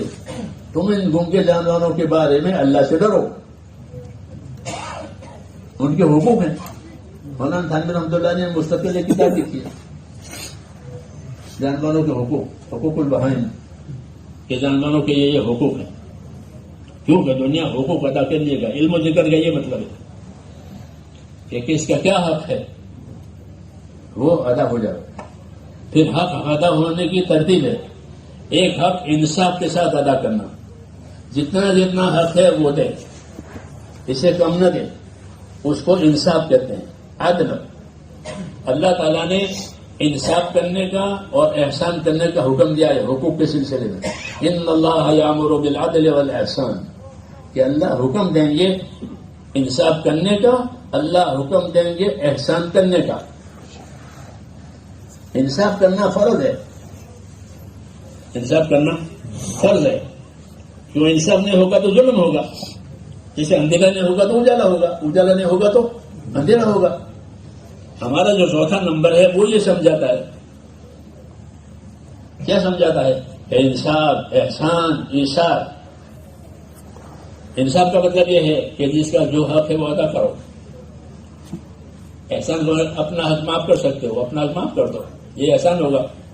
جی ہاں، حکم ہے یہ. ان اللہ یامر بالعدل والاحسان، اللہ حکم دے گا انصاف کرنے کا. انصاف کا کیا تقاضا ہے؟ کہ انصاف میں تقاضا یہ ہے کہ جو اپنے لیے پسند کرو وہی دوسروں کے لیے پسند کرو، جو اپنے لیے ناپسند کرو وہ دوسروں کے لیے ناپسند کرو. یہ انصاف کا تقاضا ہے. ہاں، کہ آپس معاشرت ہے، یہ لوگوں کے ساتھ رہنا ہے، مخلوق کے ساتھ رہنا ہے.